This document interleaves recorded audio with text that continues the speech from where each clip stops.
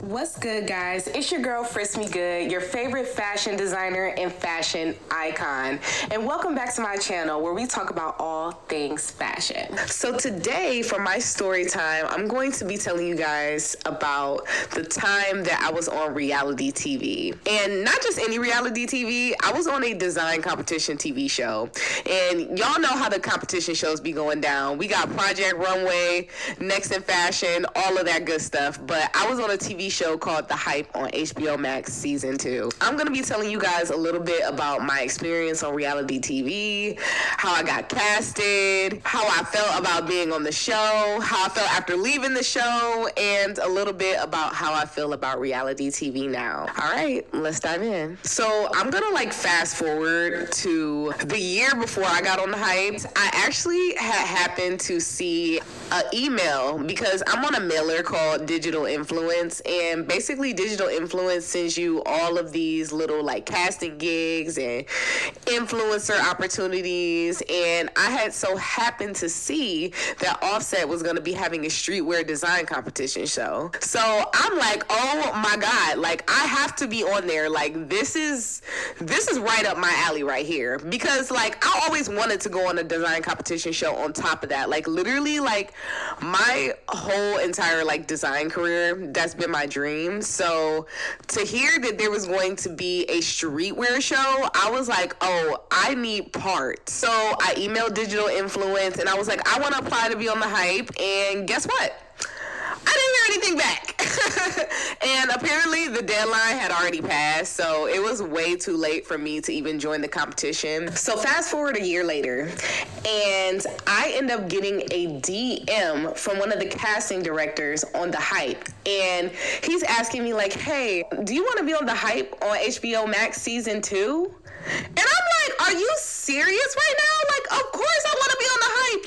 I literally applied last year and didn't hear anything back from y'all. So this is awesome. I'm trying to figure out how they found me, but I'm like, yeah, let's do it. Let's hop to it. Let's go. So I ended up getting an interview set up with the first official casting director. So the first person that I initially talked to that I got DM'd by wasn't even my interviewer. I ended up getting interviewed by a completely different guy. So I guess the guy that had DM'd me, I don't really know how casting directing works, but I feel like this guy was just a scout or something like that, who maybe looks at different people's profiles who might look cool for the show or something. And then the next interviewer is the official talk to you casting director, interview you, want to see your personality, all that good stuff. So within the next week after being contacted by the first casting director, I had my interview, and this is a video interview, so I'm super nervous. But yeah, I have this little sculpture that I got from my grandmother's house that's been passed down from generations and generations,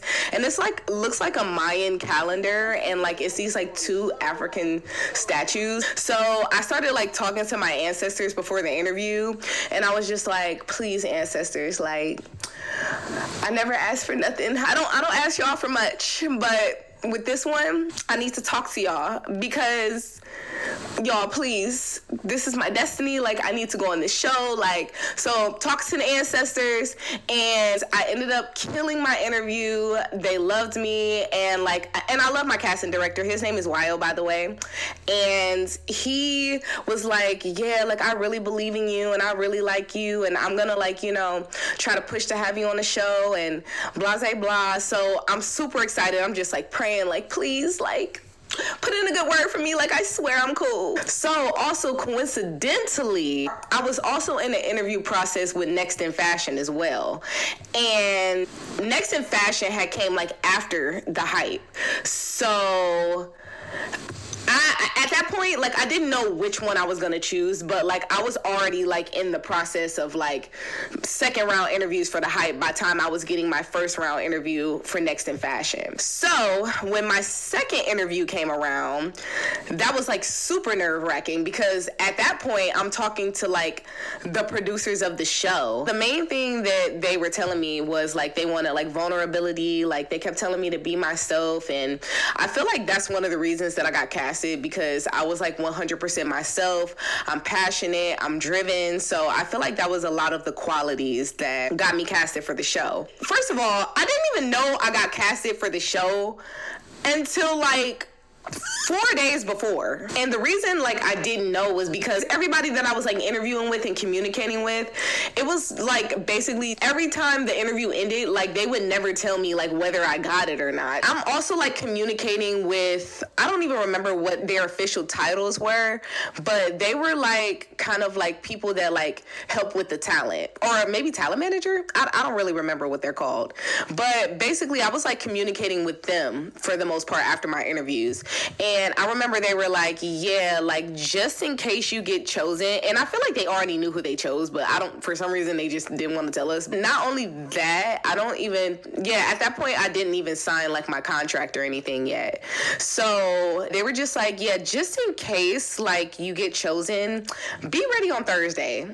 And it's like Monday. So I'm like, oh, well, all right, great. I got my supplies. I got everything. So just in case, I'm prepared. So fast forward, like the next day or whatever, they hit me up and they were like, yeah, congratulations. You got chosen to be on the hype, like blah, blah, blah. And I'm like, oh my God, are you serious? Like, I'm about to be on the hype? Like, oh my God, like I literally was like applying last year and like didn't hear anything back. Like, this is so freaking awesome. So ended up like finding out that I got casted, and from there I'm like packing my bags, making sure I got my suitcase. I think they had like limited us to bring in like 2 suitcases full of stuff, and like the weight had to be like under 50 pounds or something like that. And there were like a bunch of rules of like stuff that you couldn't bring. Like you couldn't bring like store-bought patterns and some other stuff. I don't really remember like what the other stuff was, but I just know specifically like I had to have my own patterns. So I was like, all right, cool. Made those beforehand too. So yeah, after that, like it was like a lot of like contracts. I had my lawyer look over my contract a bunch of times, read it out to me to make sure like everything was clear. So leading up, like it was like a lot of like going over the contract. It was a lot of video chats, and it wasn't like video chats where I could see like the other contestants, but like we were like just like, I think we all had our cameras off, or it was like chat room or something like that. But either way, we couldn't see each other. So we were just messaging back and forth, like if we had any questions about the contracts, about anything that we needed to be prepared. And it was just a lot of like, you know, paperwork and going through logistics before the show. Fast forward to the day I left, they bought my plane ticket and flew me out to LA.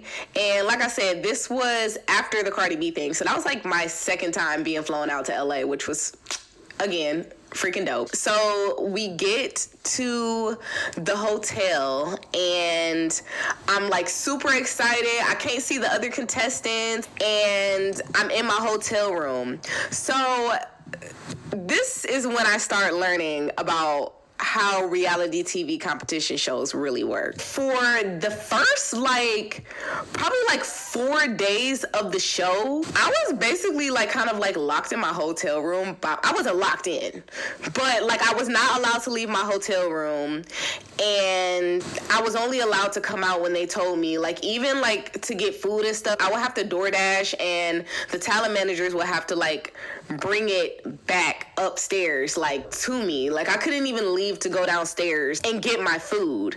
So yeah, it was like a soft isolation period, which was that was pretty interesting. Can't say, I mean, you know, I was chilling. I was like, okay, I got a free hotel. This is like dope. And while I'm there, like I'm sketching, like, you know, on the phone, on Instagram, all of that good stuff. So it wasn't that bad. But in between those times, like they would like call us out to do certain things on set. So for example, on day 1, they had us get like our B-roll shots. So they had us like outside. So we shot like maybe like 5 minutes away from like where our hotel was. Yeah, got our B-roll shots on the first couple days. I remember like the second day we had to like do this little like session with this lady where we learned how to like use use all the machines that they had, but we had to learn how to use the embroidery machine, and so we got a crash course on how to use majority of the equipment before we went in there. So I'm gonna fast forward a little bit to when it got to the first day of the show, and this is the first day of filming. I'm super excited. I'm like, oh, I'm about to kill this shit. The anticipation is killing me. I finally get on set, and one thing you will learn if you're ever on reality TV is two things. One, there is a lot of waiting because everything on TV seems very like fluid. Like everything seems like it just goes so seamlessly. And in reality, everything takes fucking forever. And then on top of that, I still haven't seen any of the contestants yet. And we're not allowed to see each other until we are actually filming, because of course like they want to get like our real reactions in real time. So they like separate all of us and put us all in like different like areas in the studio. So like they stick me in this little area, and thank the heavens that I had brought my notebook where I put a bunch of sketches in there, but I didn't have a pen. I was sitting in a room for 2 hours with my thoughts. Like, so, and y'all know how I go in this day and age. Like, we got our phones, like, we always, like, scrolling and stuff. I have not, when I tell y'all, I have not been alone with my thoughts like that since I was, like, a child. I was, like, just doing anything. And, like I said, there's nothing in there to stimulate my mind. Like, and luckily I had a window because I was just counting the birds at some point. Like, I was so fucking bored. So, it's finally time for us to go on set. They basically like line us up like in front of the set, and at this time we're still not able to talk to each other, and also not being able to talk on set is called ice. So anytime you're on a reality TV show, they basically put you on something called ice, which is you can't talk to each other. We're not even supposed to have each other numbers. We did, but it started a group chat and all that other stuff, but we are not even supposed to talk because then you'll miss like elements. So it's like, oh, well, now the audience doesn't know how like Sierra and Damo became friends because you guys talked off set, and now one day y'all haven't talked at all, and then like the next day you go on and y'all besties. It's like, what happened in between that made y'all besties? So they try their best to basically like keep us separated and like not talking unless we're filming. And I was so excited because like I was like lined up like kind of first, which was pretty dope. I was like, love that for me. But ended up getting lined up first with my friend Damo, who I actually, shout out Damo, shout out Faded NYC. But I had actually recognized Damo because me and him actually got into an argument on Instagram a few years back, and it was like, you know, over some like fashion shit, but end up like getting to know him during the show, and we ended up like literally like he's like one of my best friends on the show. Be careful who you beef with online because y'all could be in the same room one day. Anyways, me and him walk out first, and me and him like basically just have to like introduce ourselves to each other, and like we're just chopping it and we're telling each other about our brands, and you know, slowly and surely they start bringing more and more designers out, and then out of nowhere Speedy pops out of nowhere and he like, hey, what's up, y'all? We like, hey, what's up? Like, we on the hype, yeah. I remember like Speedy was like, yeah, y'all ready to go in? And we like, yeah, let's go. Open the door, yeah. And he like, y'all ready to go in? And he holding the door open like, y'all ready? We like, yeah, let's go. And he's like, all right, here we go. And then he about to open the door, and then we hear the director like, cut. I was like, no, they didn't just cut. Why did y'all just cut? And then like, it's time for lunch. And I'm like, no, like, we were supposed to go in. Like, what the fuck? So even when we go to lunch, like, we're keep in mind, when we get to lunch, we're still not allowed to talk to each other. Like, we have to be in complete silence. And, you know, obviously as like in a new group of people, like we just got done like chopping it, getting to know each other. And now we got to come up and have lunch and be silent. So we finally get down on set, and we go through the same thing again. It's Speedy like, all right, y'all ready? Y'all ready? And they kept cutting. Like, they kept cutting. Like, we had to do, like, 10 takes of that. I was like, yo, like, my nigga, can we go in? Like, are you still setting up? Like, we already just sat out here for, like, 2 hours. Like, we're ready to go. Speedy's like, all right. He opened the door. I'm like, all right, thank you for letting us in the door. And we get in there. We run in there. We're super excited. And we're, like, all, like, running to our stations because, like, they tell us to go to, like, whatever station, like, our rack is on. Once you find your rack, you got your table, you got your workstation, and I find my station, so I'm like, oh, hell yeah. But then, like, we ended up realizing, like, that they didn't give, like, 3 people a station, and we realized, like, they had to, like, fight for their lives, like, in order to stay. After that, like, they gave us our challenge. We ended up getting a luxury challenge, and super excited. I'm like, oh, luxury? I mean, have you seen Frisky Good? Like, we scream luxury, okay? Like, we've never gave anything but luxury, honey. So, only makes sense that, you know, I killed this challenge. So, yeah, go home, back to the hotel, and I'm, like, contemplating what I'm gonna make, and it's time to go the next morning. Also, nice thing about the hype, like, craft services was the shit. Like, literally, like, they had, like, the best snacks, the best food, the best breakfast. It was actually really nice. As soon as we get on set, like, I'm on it. Like, I'm making my entire outfit, like, on my own. So the nice thing about the hype, they did have, like, sewers and seamstresses there to help us with the design because, I mean, at the end of the day, you don't have to know how to sew to be a designer. That's one thing that I did learn about being on the show. You do not need to know how to sew. Like, all you got to know how to do is do a tech pack and a sketch, and honey, you're in there. And honestly, that's kind of how it is in reality. If you're looking to, like, mass produce clothing or something like that versus sewing, you're gonna need to learn how to do a tech pack. And at that time, I didn't know how to do that. I never had the funds to have people sewing shit for me. Like, I ain't got it like that. So I literally, like, have always made my stuff. Like, I've never done manufacture or anything. And I've always wanted to. That's, you know, that's neither here nor there. It's just the funds that cost, and the cost of mass producing or just in general having people produce your clothing for you. So now that I kind of, like, know a little bit about how the show works, I think the reason that I didn't win the first challenge is because the hype was basically all about, like, StockX. I think all of the challenges, the prize was to have your stuff on StockX. So with that being said, whatever gets put on StockX needs to be able to be made many times. So when it's something that's as complex as what I made, I kind of almost felt like they didn't know what part of my outfit that they wanted to put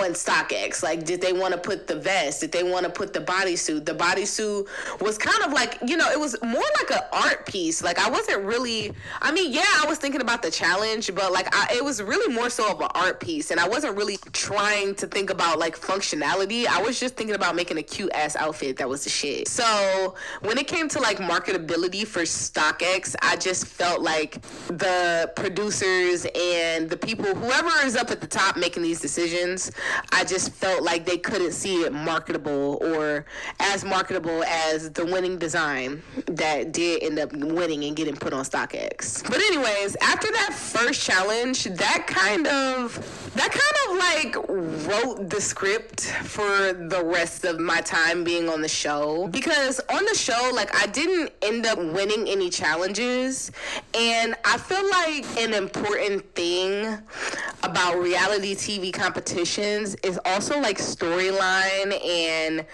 kind of like who or what the producers want you to be like. I just feel like I wasn't fulfilling the role that they wanted me to fulfill. And like I said, I don't know if any of this is true, but this is just how I felt. And that's no shade. Like, I had like a lot of good experiences on the show. I feel like I made a lot of good friends, and it was really dope getting to be in a room with other creators who were just as passionate as me about their clothing line. So getting to be a part of that was super inspiring. And then even like watching it back was like really dope, because I feel like the editors of the show like really edited it with a lot of integrity. I personally love the way that I was edited on the show. Like, I just wish like I would have like focused a little less on the designs and a little more on being confident about like my designs, honestly. Like I said, it was edited with a lot of integrity. It was a lot going on behind the scenes. I remember like on the first day, like there was like a full blown like argument like in blow up during like the judging. It was a lot. Like, niggas was calling niggas chains fake, like all the New York niggas arguing and shit. I'm like, yo, like, this is wild. And they didn't show a lick of that on the actual show, which rightfully so. They no need to show that argument. That was very intense. I feel like there was like a lot of like funny moments that happened. For example, I remember the producers was saying like we had to have our like jackets on the whole time or something for continuity reasons, and like for some reason like not everybody but some people thought they said Carl Lucy, and like we was just saying Carl Lucy like the whole time, like behind the scenes. Like, it was just like we was like, yeah, we gotta do this for Carl Lucy, like like it was just like a lot of like random funny moments. And we got to go like to Venice Beach and film, which was like fun. But even though I ended up getting sunburnt that day, and I've never been sunburnt in my life. Like, I've never had the type of skin that was sensitive enough to get sunburnt. And for some reason that day the sun was just beating on my forehead, and literally my whole forehead was sunburnt. It was horrible. They had to have first aid, like come put aloe on my forehead. Like, it was rough. And like, I literally have never been sunburnt like in my life. So I was in so much pain. And yeah, shortly after that I got eliminated. But yeah, elimination was pretty rough. I really was like hoping I didn't go home, because like I had never been in the bottom. That was another thing too. Like, I was never in the bottom or at risk of going home. And this was like maybe like the 5th or 6th episode, or 4th, or no, it was like definitely like the 5th episode or something. But I never was in the bottom. Like, I feel like I was like steering clear of like elimination. I was so salty that I went home on like a partner challenge at that. Like, I was devastated. Literally, like, that shit took me into like a depression. I was like having like a lot of regret too, because I felt like the co-signers didn't like my response when they asked me like why I wanted to go home. And they don't like show this, but like I was just saying like that, like I really didn't want to go back to Cleveland, because like this was like my opportunity to like get out the city and make money and actually like get my feet off the ground. And like I probably didn't say it in that way, but that's what I meant when I said that. And like when I say the judges ate me alive, like it was horrible. Like, I even got called weak. That shit hurt like bad. I just remember like getting eliminated and just bawling my eyes out. I didn't know what was going on after I got eliminated. That's another thing about reality TV. Like, you never know what's going on. Like, nobody ever tells you anything. Everybody is like always like quiet, and it feels a lot like there's like an underlying joke. Or not joke, I don't know.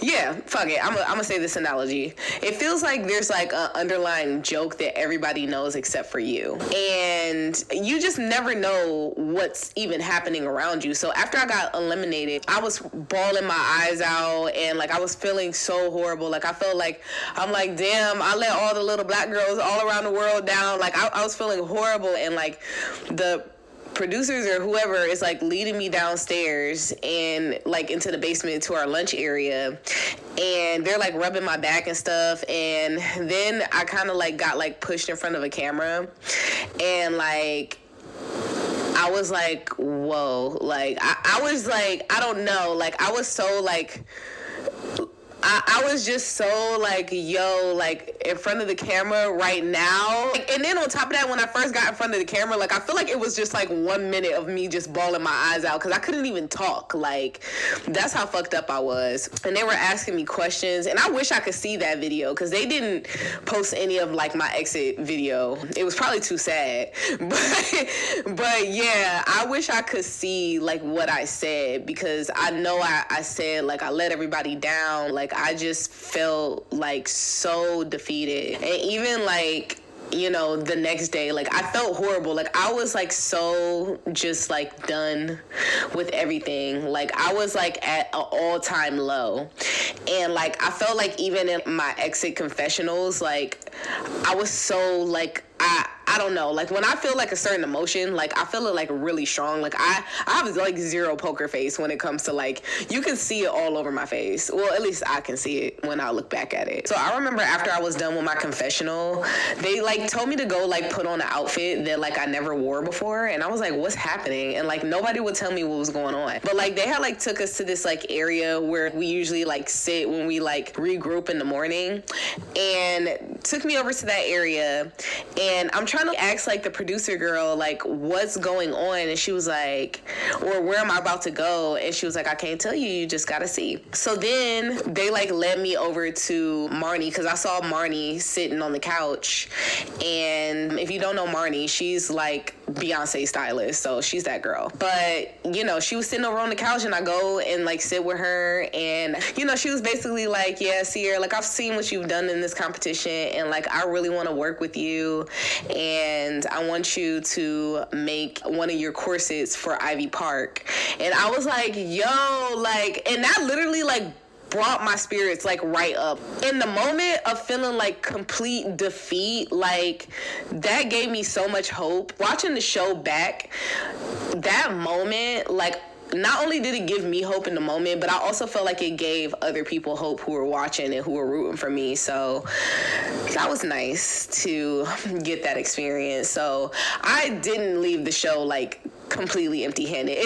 I won like my own challenge that like I didn't even know I had. But yeah, overall the show was like an emotional roller coaster.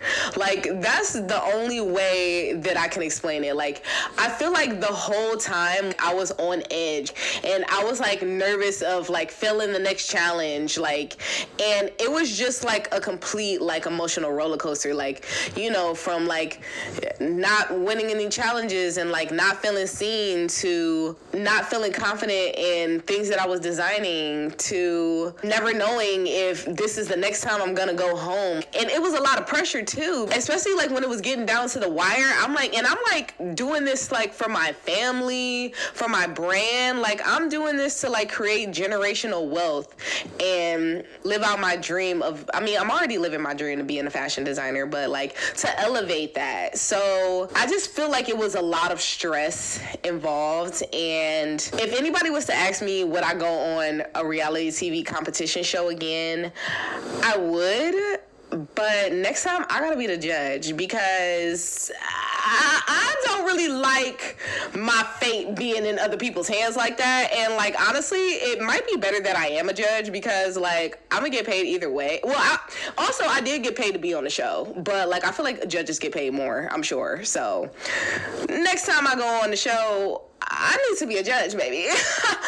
That's how I feel about that. Honestly, being on the show really made me want to advocate more for being a woman in fashion and a woman in streetwear. And honestly, especially for whatever women choose to define themselves in fashion, I feel like we deserve way more respect than we get. And I feel like we need more women in powerful roles in fashion. And honestly, being on the show really motivated me to want to make that my mission and really be able to accomplish that as a young creator in fashion. But that's all I really have to say about my reality show experience. Really want to thank you guys for watching. If you like that story time, go ahead and like and subscribe, and go ahead and leave a comment down below.